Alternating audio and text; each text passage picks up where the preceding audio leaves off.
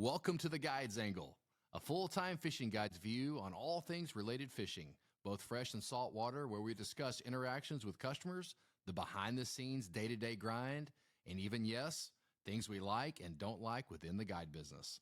I'm your host, Michael Littlejohn, with co-host Terry, and sit back now, relax, enjoy, and let's get right into this week's episode.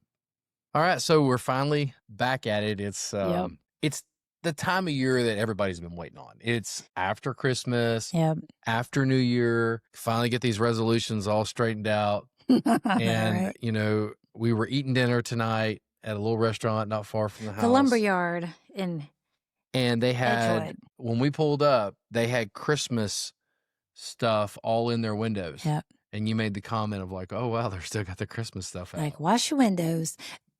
Our neighbor still had, up until last week, had a giant skeleton from Halloween on it. And then it had jingle bells on it.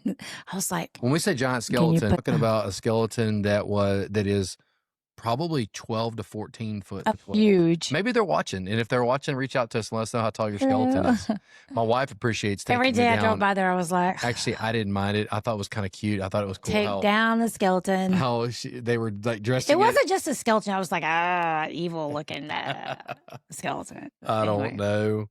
Whatever. You know, I think people wonder where we do these podcasts at. You know, we're in the process of our new logo. Well, it's not our new logo, but it's our new logo printed. So yeah, we've changed up a little bit of the background here. We went from a wood background. Now, as you can see, we're on a black. We're in the process of doing some different stuff. But we don't know what we're doing. We really don't, do we?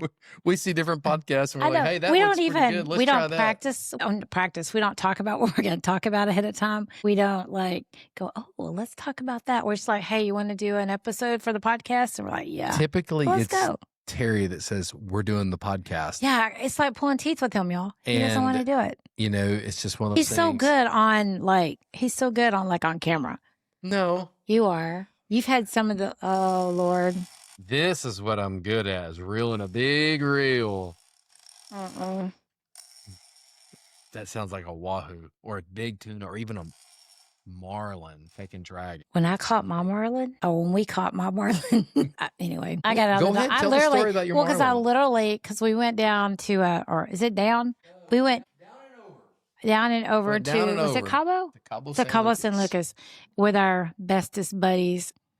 I got sick. I actually got septic and ended up in a hospital in Mexico, which was scary. In Cabo, it was scary. And it's a long, stupid story, but whatever. The next morning, we had a marlin trip. So I got out of the hospital that night.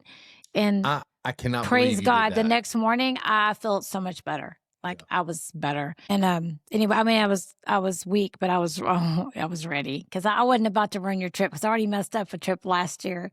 We were supposed to go on. Where were you going to rooster fishing? That wasn't rooster fishing. I don't even remember. Anyway, I gotten sick or he got sick. I don't remember the deal. Regardless, we went, we were supposed to go tuna fishing. No, was it tuna? No, we were going offshore fishing out of Cabo and we were going to try. Chris wanted to do the tuna. The tuna, yeah, because they invited us to go. And we got on the boat and, hey, tuna. And then you saw the guides and the captain kind of look at each other going, oh, boy. I know that look. And so he finally kind of came clean and was like, look, if we go tuna fishing, we're going to go 40-plus miles out. Yeah. I think it was going to be extra fuel. It was going to be a little rough that afternoon. And it was a little rough. So they were like, it's going to take forever to get out there.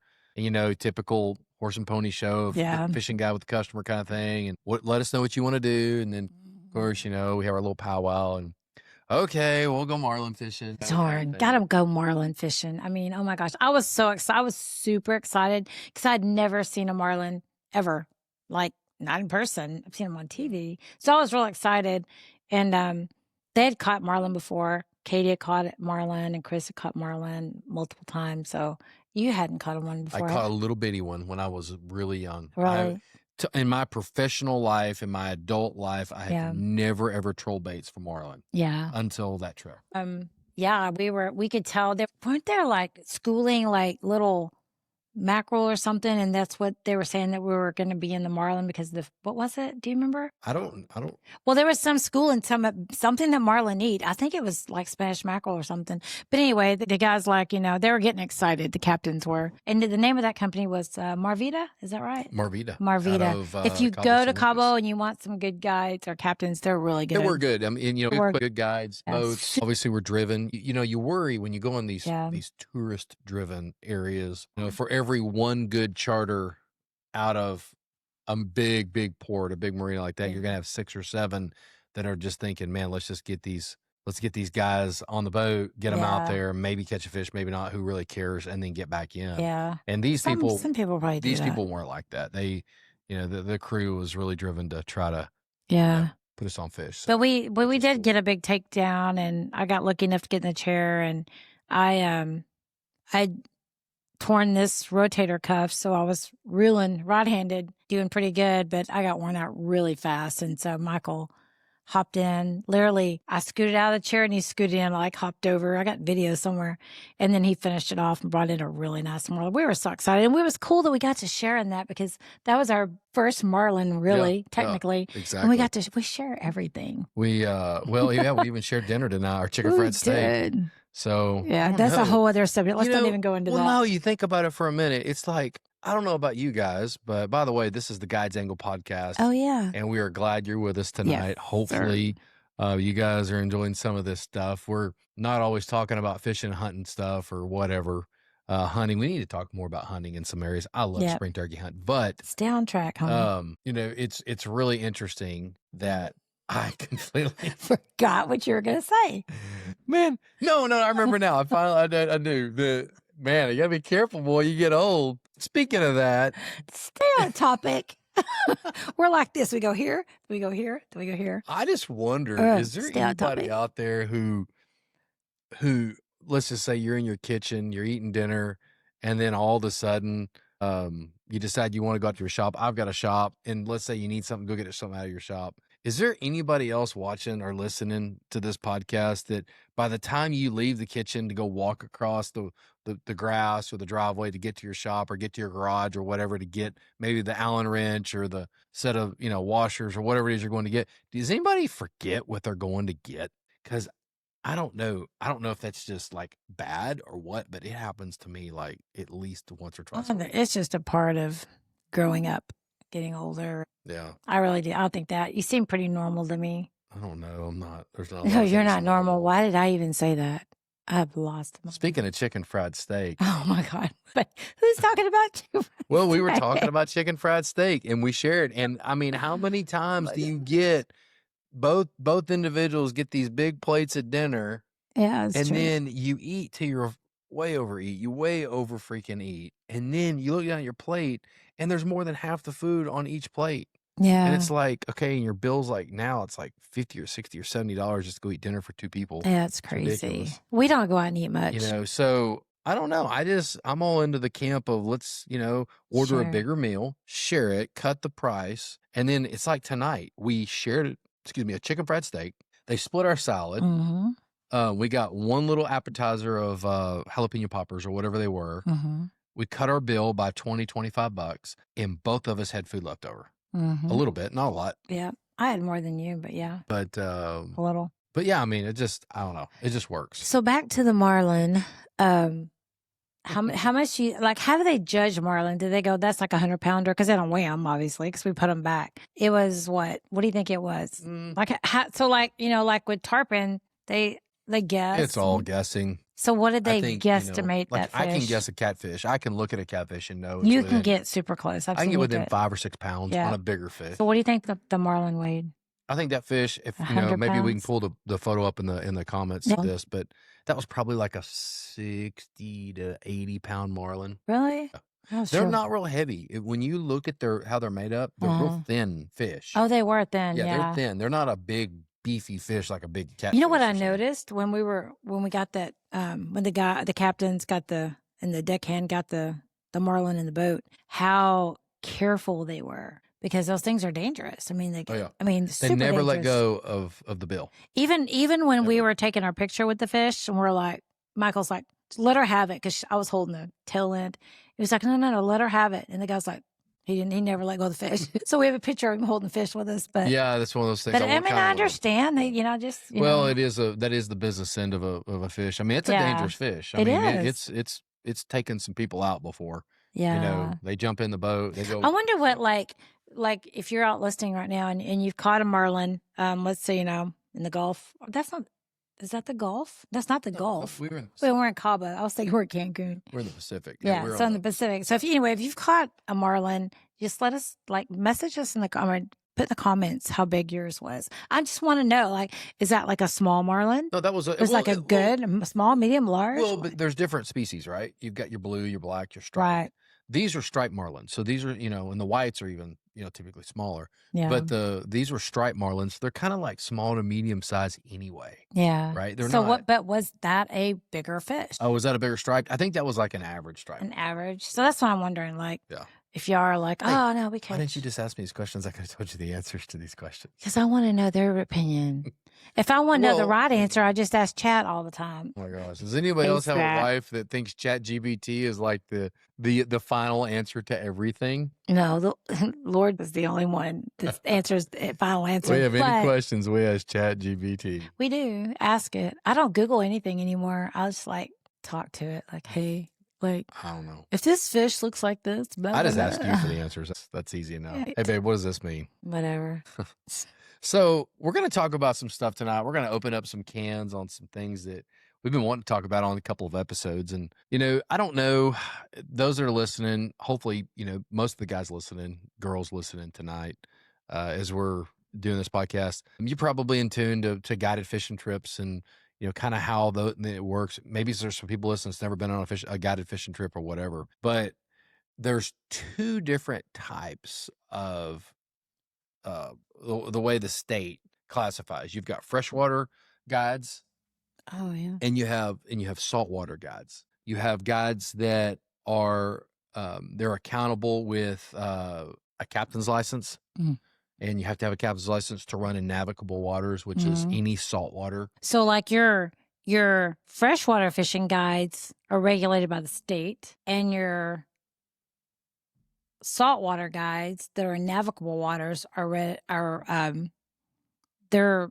You're trying to say You're trying to say regulated. Regulated by the federal government.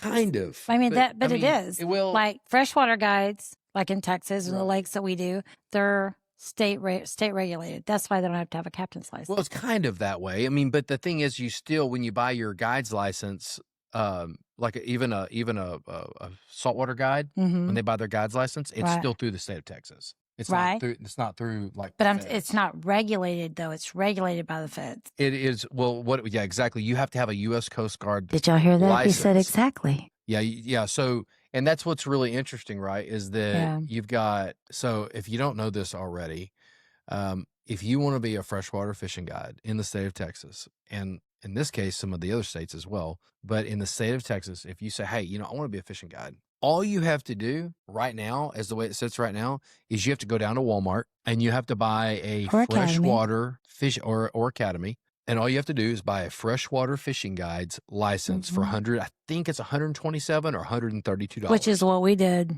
originally 20-something years ago. Boom, you walk out of there a fishing guide.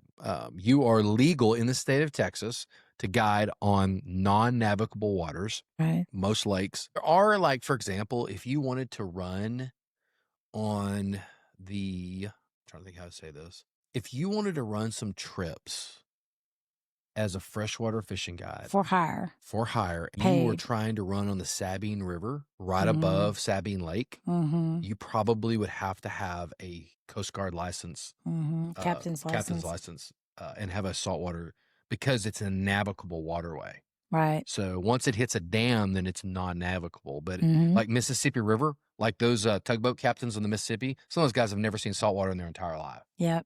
But they have to have a captain's license because it's a navigable waterway that connects to the Gulf. Right. So, but here's the point, right? This is what we were getting at, is that should freshwater fishing guides be held to a higher standard like the saltwater guys. Should a freshwater fishing guide who's going to try to make a living being a fishing guide in the state of Texas, should he go ahead and be required to have his captain's license like the saltwater guides do? Yeah. What do you think? I think they should be held to some kind of higher standard because, like right now, you know, Billy Joe can go out and buy a freshwater guide's license for what is it, $130, Let's just or something like that, $125, and then he can start running trips. I mean, that's something that if you're listening, what do you think? I mean, do you think that do you think fishing guides, do you think that's a high enough responsibility to have some type of formal training beyond just the ability to say, hey, I mean, you got to have some couth about you if you're gonna buy a fishing license for $132 and actually take paying customers out. Yeah. You got to have at least some kind of belief in yourself that you're going to be able to pull this off, because let me tell you something right now. There's nothing more embarrassing than getting people who are paying good money in your boat and you go out and you don't feel like you know what the heck you're doing. I mean, to me, this isn't a fishing thing. You know, whether you can put fish in the boat, that's on you to have your customers in the boat, and you've got to deal with that. You know, I didn't put you on fish, so you're probably not going to fish with me again. But I'm talking about like people's lives. I mean, because I tell you what, in the beginning, like some of the stuff that I learned and faced and I had to like live through, like, and I went through some stuff, you know, just with customers on the boat, you know. Like give an example of like maybe something you went through. Because I mean, I can tell you. Most people watching probably don't realize you have your own captain's license. Yeah, but yes, I mean, like that trip that I had, Andy and his wife, it was freezing cold. The lake was down. I was in a part of the lake I had no business being in because I wasn't familiar with it. And I went aground because the lake was down. I went on a little sandbar, got stuck. It was probably in the 20s outside, had to get in the water to try to push the boat out. That didn't work. Got back in the boat. I mean, I literally, and then it was just a nightmare. You had to come pull me off, which was fine. It all worked. The anchor rope got tangled in the propeller. So then I had to, you cut the rope, use the trolling motor. It still wouldn't start because the rope was wrapped around the prop. I mean, this was like year 2. I mean, it was dramatic. I had to take the boat and turn it around and use the trolling motor to get me up to the shore where I could get like 3 feet of water because there was a storm coming. Go figure, a front was coming, which we knew there was a rain ahead of it. So we had time, but I could see the storm clouds coming. It was cold. I had to back that boat around. I had to get in the water and go underwater with my head, get that rope off that prop to get these people to safety. Like that was what I was concerned about. So, I mean, you know, some kind of class, but, you know, just boat safety, like how to take, you know, there's just so much involved. I definitely believe, you know, I've done this for a long time. And I've learned my lesson, y'all. And by the way, you did good on that day. That was a day where it was crazy. At the end of the day, you just had to pretty much I gave you a hug, and it was just like, that was a bad. Katie came back. She gave you her boots. Yeah, she did. Remember that? I do. And Chris was, I mean,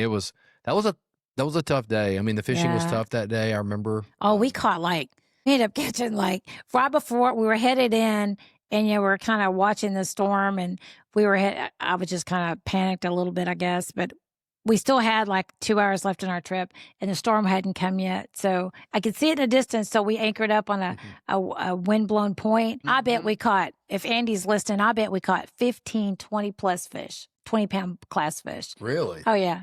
And they had never caught a trophy catfish. So they were just like, they were loving it. Yeah. I remember you had there at the end of the trip. That's right. We did catch it, but I stayed out there and I literally, it's funny once you're cold, and you just kind of get numb, and then you're not, there's a point where you're not cold anymore. It's the weirdest thing. And I didn't realize that when I came in and I looked in the mirror, I was like, my lips were already kind of like a lavender color. It was so weird. Yeah. Kind of like turning blue almost. I was super cold, but anyway. So going back to the captain's license thing, you know, there's a belief among, I mean, a lot of guides that a captain's license should be the minimum standard for all fishing guides. I agree with that. And so much. And I'm not. school. You know, the more I think about it, the more I used to think, it's kind of overkill. But honestly, after hiring probably 10 or 12 guides over the last 12, 13 years, or however many it's been, I don't know if it's been that many, but it's been a lot. We've gotten guides in that are like, very green, and they're gregarious. They have a lot of get up and go. But as far as like their ability to understand like weather and understand like boating and, in bigger water and safety and, things like that, things that come when you have your captain's license, you have to have so many hundreds of hours of sea time, as far as like in a boat, on the water, doing things. Time teaches a lot, and being in situations teaches a lot. So if, like, for example, if someone was 23 or 24 years old and he was like, man, look at all these guides, they're killing it. They're making some money. They're living the dream. For them to be able to just say, hey, I don't own a boat yet, but I'm going to go buy a boat. I'm going to go to Walmart and get my license. And then in a couple of weeks, I'm going to be guiding. I don't know that I agree with that. I think there needs to be, that guy needs to go. He needs the deckhand. He needs to. Yeah, they need to put in hours. He needs to spend some time in a commercial setting, not just in your little bass boat going from A to B, bass fishing or a sand bass fishing or whatever. I mean, we're talking about putting other people in the boat that you don't know, putting women in the boat, putting kids in the boat, putting older folks in the boat, taking care of them, making sure they're comfortable, making sure that, you've figured all that out, because, and the guys that have their captain's licenses, most of them now, will say this, there are some guys that I've met that have their captain's license that, you wonder how in the wide world of sports did this guy get his captain's license. But anyway, so that's the thing, right? Like, should there be a higher level of accountability for freshwater fishing guides? And I think the answer should be yes. Of course, 20 years ago, we probably would have said, no, we're good. But now that we've lived it, and I don't feel this way because I'm like, well, if we do this and there's less guides, I don't care. I mean, I don't think happy. there would be less guides. No, I don't know. What I'm saying is there's no reason behind it other than I've lived through it, and I've just believed that I agree. There needs to be a higher standard, whether that's a class or hours you have to have, and someone has to sign off on it, that kind of thing. Yeah, it would be 100%. nice if there were some things that, let's say you didn't have to have your captain's license to get a freshwater fishing guide's license, which I don't think you'll ever be required to have your captain's license. No, because it's but the state should actually do a little bit of due diligence of, instead of just taking $132 and calling them a freshwater fishing guide, there needs to be some, like, for example, like hunter safety. Yeah, exactly. And boater safety. Exactly. There needs to be some checks and balances there for that, since there's a commercial thing. Hey, that's just something we've talked about, we think about. As far as it reducing the number of guides, I don't think it would, even if it was a captain's license. Yeah. Captain's license is $2,000 to get, takes 10 days out of your life. I think anybody that's serious about being a fishing guide is going to spend $2,000 in 10 days of their life to go be. But I don't even really think it needs to be a captain's license. I just think there needs, just like the hunter safety class, I think there needs to be a class if you want to guide. And that's Texas, so I don't know about other states, what they require. Well, here's the question. If there was a class, would you teach it? Oh, no. So I'm not a teacher. No. I think you do really, really good teaching that class. Thank you. Have all these good stories. Well, being a guide is a very dangerous job. Sure, it's great on days the wind don't blow, and it's great on days that the fish bite. Yeah. But when the wind blows and there's storms and there's just, trying to run those trips, especially in the cold, it's very dangerous. Hundreds of times I've been on the water. It is dangerous. It's super dangerous. Here's how you know it's dangerous. When you go to pick up your general liability insurance. Yeah. These the insurance companies, they categorize the type of tenure that they're going to cover, the type of work that they're going to cover, and fishing falls into the highest risk margin. One of the highest, yeah. I was told it was the highest. Like, it's not the highest of it, but it's in the highest category. Yeah. With like underwater welders and fishermen, and now those guys that climb the wind turbines and all that stuff. Crazy. And it is risky, and it's not just risky because of what can happen on a boat as far as weather and water, but when you got hooks tied on, and treble hooks flying past your head, casting for striper, and the fish are schooling, and you got 5 or 6 guys, and Yeah. I mean, these guys aren't real experienced, but they're casting like crazy. You know, a guide's got to have his head on a swivel, and he's got to be boisterous. He's got to be able to control his boat. Yes, command his 100%. boat and control his boat. You got to be able to look at a customer, especially if they're just like not looking around and they're just casting, and they've got people walking behind them and they're not looking back. You got to be able to stop that customer and not be rude, but look at him and say, "Hey, Joe. Hey, ma'am. Hey, you got to look behind you, dude, because if you don't, you're going to give Martha a new piercing. She's already got her left nostril pierced, but her right nostril is getting ready to be pierced by a Little John slab. So, you know, you've got to be able to talk. I think a lot of guys, and we even have some guys that work for us that don't want to offend our customers, and they feel like they'll offend their customers by saying something. But the truth is you're doing your customers a better service by speaking up and 100%. telling them, hey, you know, be careful doing this, because if you don't say anything and then something bad happens, then I don't know about you, but for me, I'm feeling terrible because I knew I should have said something. Why do you think that there's and it's just got my wheels turning. Why do you think that there's, because we got out of Port O'Connor, you captain a boat and I deckhand with you on occasion, and we have 2 other captains that work for us full time. Why do you think there's not more offshore captains like in Port O'Connor, in the Gulf right there in our area? I know there's a lot more down in Galveston and Port Aransas and all that, but why not in Port O'Connor? Well, I mean, let me ask you this. How many, because I don't know this answer, how many permanent captains are there in Port O'Connor? Well, I think if you were to, we're obviously on a podcast right now. We're talking about offshore fishing. We're talking about the Texas Gulf Coast. There's really only a couple ports out of the Texas coast where there is any substantial offshore fishing at all. It's actually 3, really. There's Galveston, Freeport, and Port Aransas. Those are your 3 hubs where 90% of the fleet goes out. Right. And then you've got your subs. You've got Matagorda, Port O'Connor, Port Mansfield, and Sal Padre. And really, I guess you want to say, if you want to say Orange, up on the, Port Arthur, but I mean, those are your ports, and you're asking how, about offshore, charters. The truth is, out of all these ports, there's not that many. Out of all the ports, it's a very few. Now, I mean, Matt Smith out of Freeport, he'd say, man, there's a lot out of Freeport, and there is per capita. But in hindsight of how many bay guides there are, and how many flounder guides and gigging guides, and but the bay guides, they don't go offshore, most of them, right? None of them go offshore. Let's define offshore as 9 nautical miles and beyond. Right. That's offshore. Inshore is 9 nautical miles and in. 9 nautical miles from the beach or from the end of the jetties. Out 9 nautical miles is Texas state water.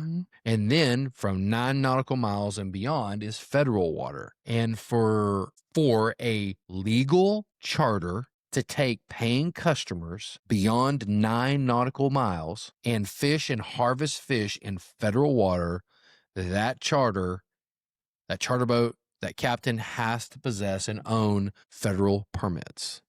Yeah, and those are extremely expensive. Yeah, that's a federal reef permit, and that's a federal highly migratory, pelagic permit. Right. And so that covers basically just about everything that swims. But and you're asking how many out of Port O'Connor where we go out of? Yeah. There's 3. There's 3. There's Robert Peel with Texas Fin and Feathers.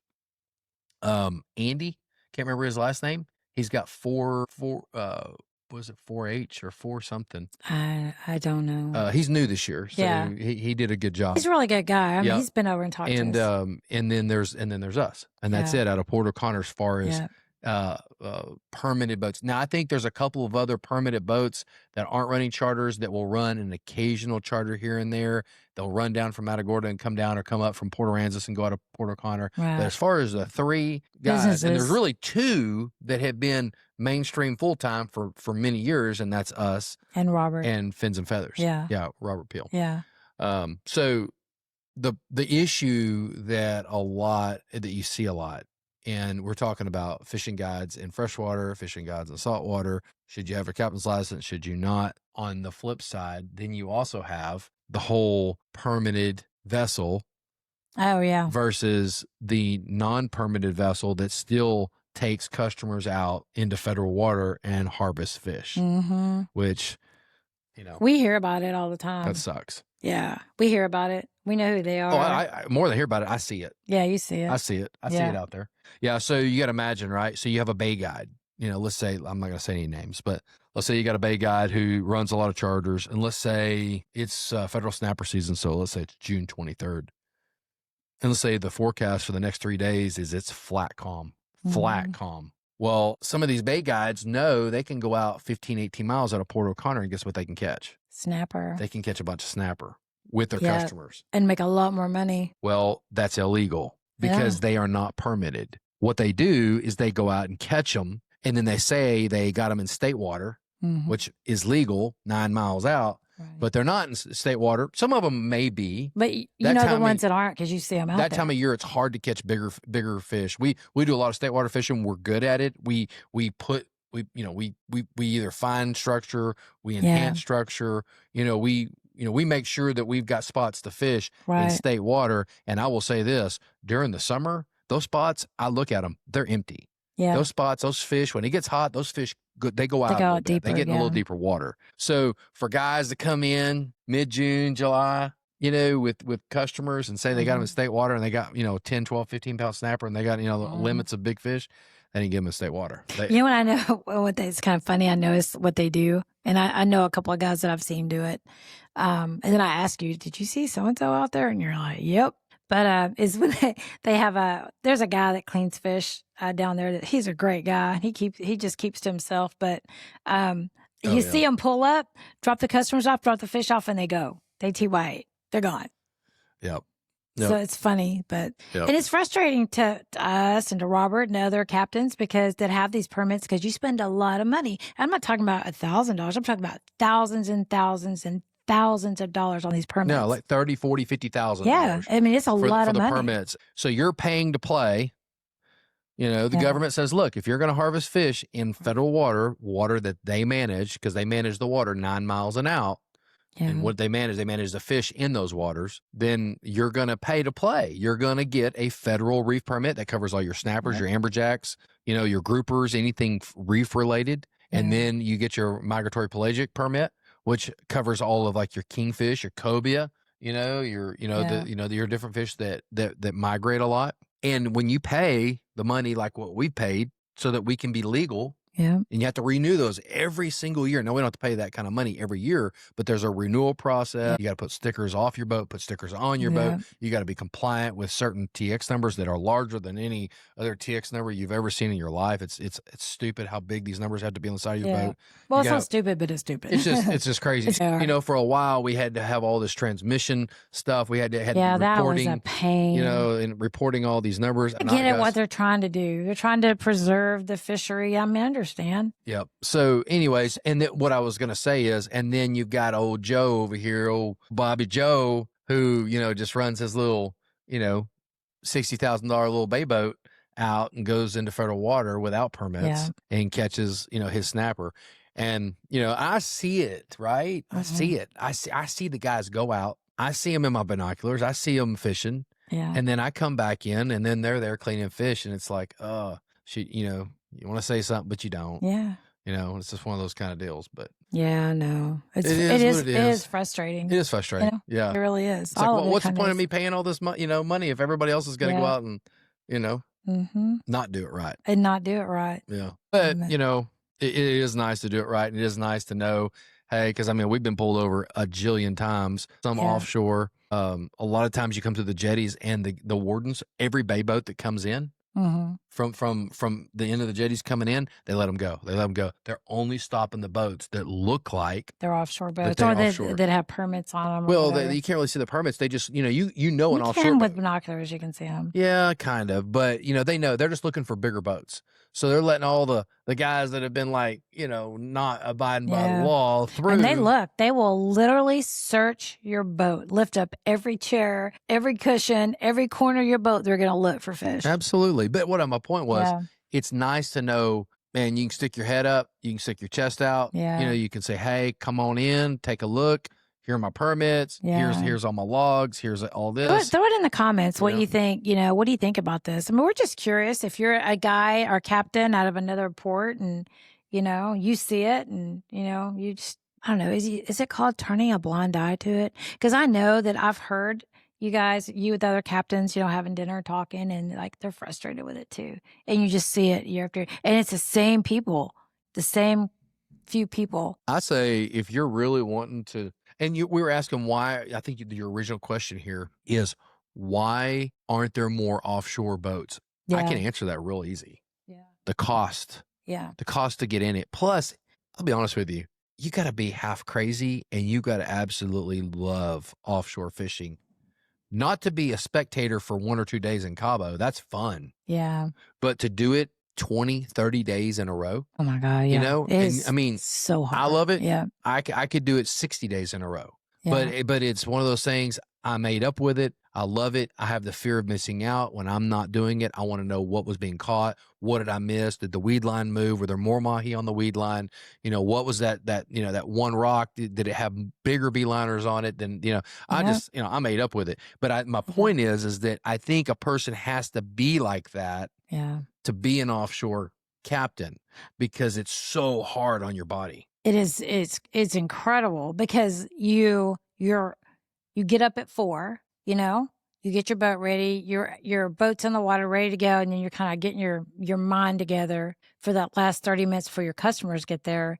And then you're out at dark and you're fishing all day, and you don't get back for on those 12 hours till 5 o'clock that night, and you still got to clean all those fish, because we clean most of our fish. Yep. You got to clean the fish, and then you've got to take the boat and fuel it up, because we don't leave our boat in the water. So we take it out, fuel it up, and that takes 45 minutes. So you're already at 8 o'clock at night, still haven't had dinner.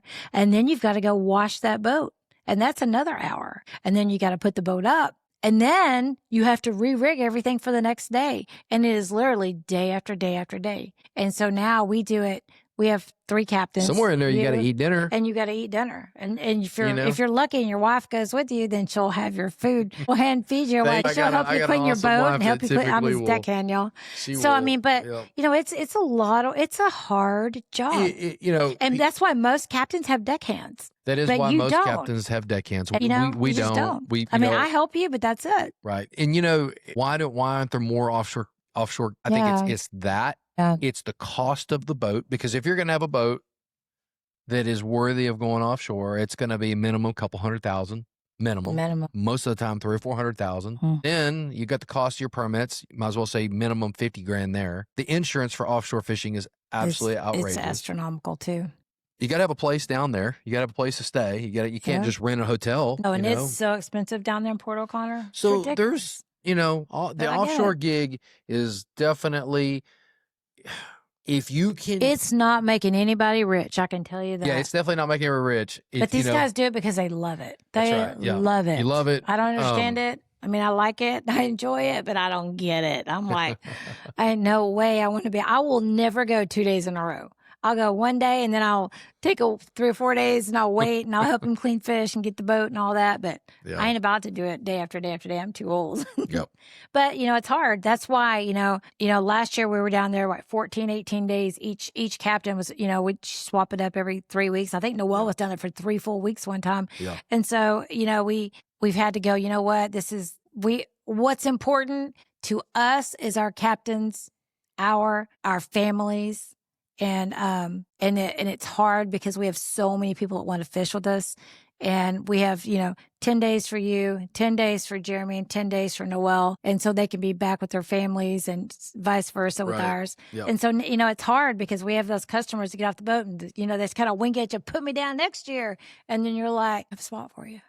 I know you've been fishing with me for 20 years, but I don't have a spot for you, and it's just part of it. I mean, we could run probably 4 boats every single day down there in the summer. I don't know if we could run that many, but I bet we could, because we turn a lot of people away. It would be a lot, but thank God we're not doing that, because that's just, I don't know. Love it. I want to. People have asked me. I don't know how many people have asked me, Michael, when are you going to retire? And my thought is, look, if I can I'm 49. If I can get a solid 60 out of this, that's another 11 years. If I can go to 60 solid and not slow down a bit till I get there, I think that's a great goal. Because I don't feel any older yet, but I got a feeling the next couple of years. Yeah. You know, As soon as you hit round as soon as you round the 50, it starts like, it is. It's like, Yeah. I know, I'm living it right now. So I'm a Yeah. little bit So older. I'm not even in readers yet. So He'll never be in readers, y'all, just because he can see good. I don't know. Well, I bet I don't see real good at distance. Yeah. But I see great, way up close. I can still, like, on a crappie jig, I can still take that little 6-pound mono and just go right through the hole. Cool.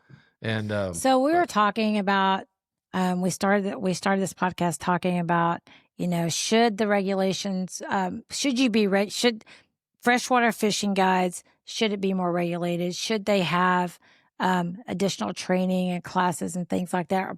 Or if you don't take additional training, you should have, just like in your captain's license, we had to spend so many hours on the water. They had to prove it up that you spent this many hours on the water. And so, so that was the question. I think it would be in the best interest of the state of Texas. It would be in the best interest, just like they feel like it's in the best interest for boaters' education. Yes, I feel like it's in the best interest of hunters' education. I think guides, hunting guides and fishing guides need to have some type of accountability. They need to have some type of formal accountability in the form of some type of training, whether it's a 6 or 10 or 12 hour online class that they have to go through, that just to make sure they're checking the boxes in the right places, that they have a good understanding of what's going on.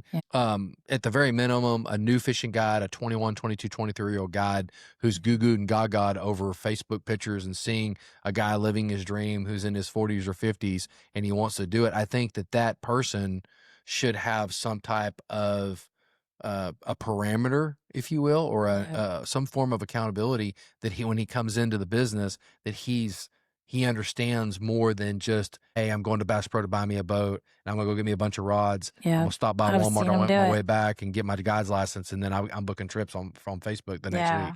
Yeah. And you got to be careful. You just really have to be careful. And not to discourage. I want to see the younger generation be fishing guides. I would want my son to be a fishing guide, but at the same time, I would want my son to go through more of a formal training than just saying, "Hey, my dad did it." Even like an internship. Was it extern?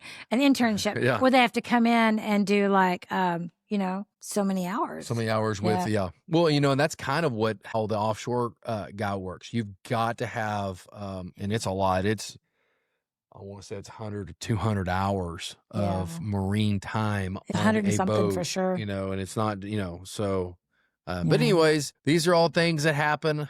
This is the Guides Angle podcast. It's episode number 11 or 12. Just us chatting. We're just talking about things that we've actually been wanting to bring up for some time, but just haven't. We've got a college tournament coming up on the lake this weekend. Oh yeah, a bass tournament. It's really interesting. I was on the dock. As you know, Open Water Lodge is now 6 years old. Right at it, 6. And this year's 6. Oh my gosh, February 14th. Yeah, Valentine's Day. It'll be 6. And time like flies. all the you can imagine 6 years worth of fish cleaning and 6 years worth of wear and tear on our dock. They just need to be really clean. So I power washed today.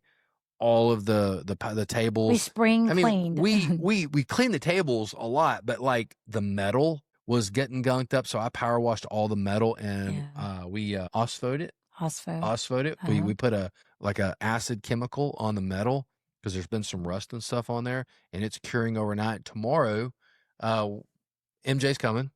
He's going to fish with his buddies for a little bit, and then afterwards, we're going to paint the dock. Yeah. So, which I'm excited about. Yeah. So get that on there, and But my point was, as I was doing that, there was Texas A&M, Baylor, Stephen F. Austin. There was these bass boats with these cool college wraps. Yeah, I've seen them driving down. And I was like, wow, man. Down 80 today. Those cats right there got a good football team. And them cats right there got smoked. Yeah. Anyway, what I was going to say is that you were talking about all the stuff that we do on the dock and that we did and spring cleaning and all that. And it's, I've heard people say, yeah, you guys are business owners and you're living the dream and da-da-da. And I'm thinking, owning your own business is the hardest. It's harder to own your own business than it is to work for somebody else because you literally work 7 days a week, 14-hour days most of the time. And we don't just pay people to go do this or do that. I mean, we do sometimes if it's something that we can't do, but like